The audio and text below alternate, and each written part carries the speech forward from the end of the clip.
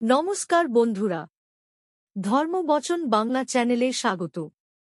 আজকের ভিডিও মন দিয়ে শুনুন। ভালো লাগলে শেয়ার করুন, লাইক দিন। ধর্মবচন বাংলা চ্যানেলটি সাবস্ক্রাইব করুন।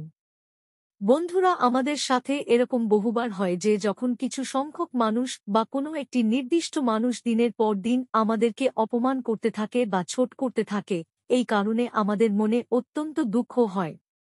এরকম মানুষদের বারবার বোঝানো সত্ত্বেও এরা প্রতিনিয়ত আমাদেরকে ছোট করতে থাকে, নিচু দেখাতে থাকে।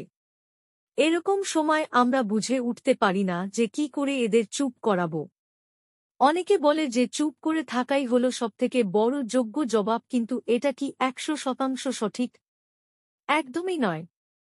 ভগবান শ্রীকৃষ্ণ এরকমটা আমাদের কখনোই শেখাননি, এবং কেউ যদি প্রতিনিয়ত আমাদেরকে অপমান করতে থাকে, আমাদেরকে নিচু দেখাতে থাকে, তাহলে আমাদের কি করা উচিত সেই বিষয়ে ভগবান শ্রীকৃষ্ণ আমাদেরকে বুঝিয়েছেন।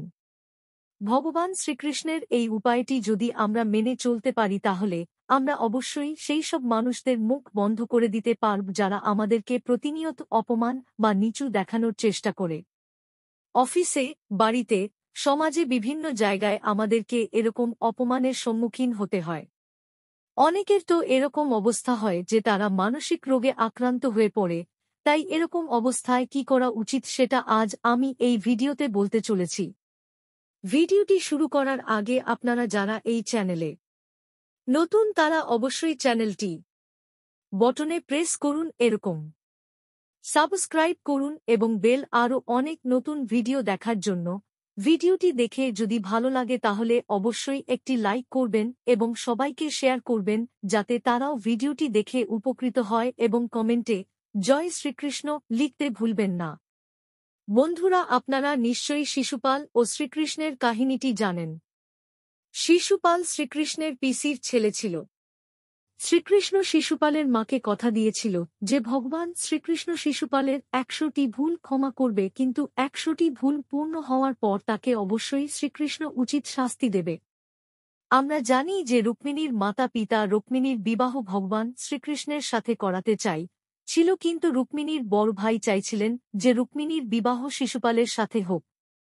কিন্তু রুক্মিণী শ্রীকৃষ্ণকে ভালোবাসতেন, এবং তাই রুক্মিণী এক ব্রাহ্মণের হাতে ভগবান শ্রীকৃষ্ণের কাছে একটি বার্তা পাঠান।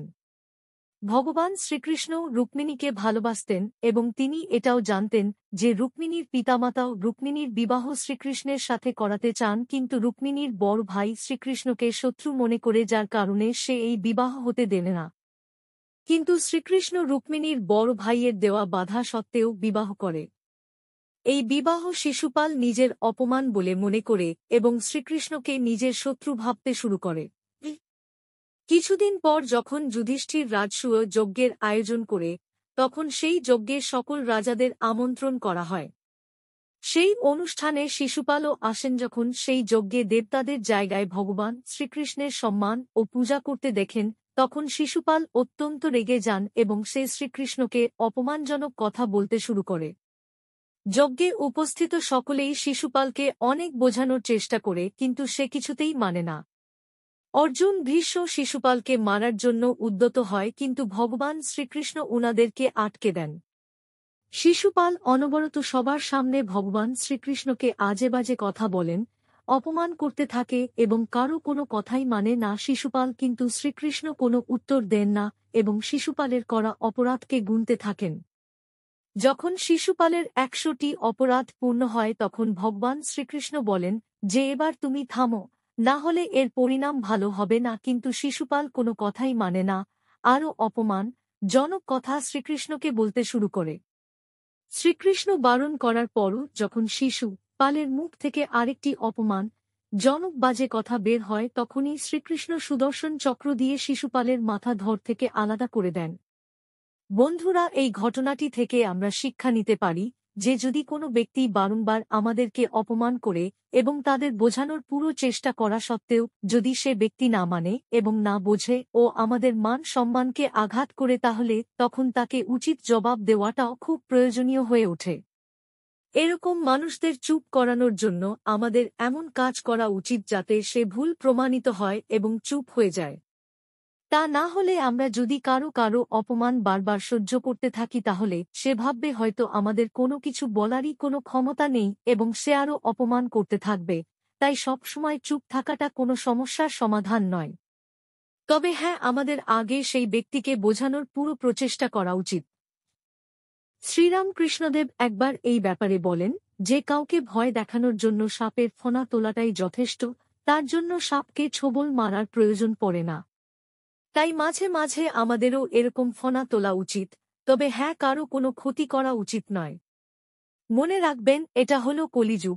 এই যুগে যদি আপনি কারো করা অপমান মুখ বুজে সহ্য করে নেন এবং চুপ করে থাকেন এবং ভাবেন যে একদিন নিজে থেকেই বুঝবে, তাহলে আপনি ভুল ভাবছেন। কারণ কলিযুগে মানুষের সেই বোধ বুদ্ধি আসে না যে সে তার করা ভুলকে নিজে থেকে বুঝতে পারবে। তাই যখন কোনো ব্যক্তি নিজের ভুল নিজে থেকে বুঝতে না পারে তখন তার চোখে আঙুল দিয়ে তার ভুলটিকে দেখিয়ে দেওয়া খুবই প্রয়োজনীয় হয়ে পড়ে। তাই আপনারাও এইবার থেকে এই পথটি অবলম্বন করুন।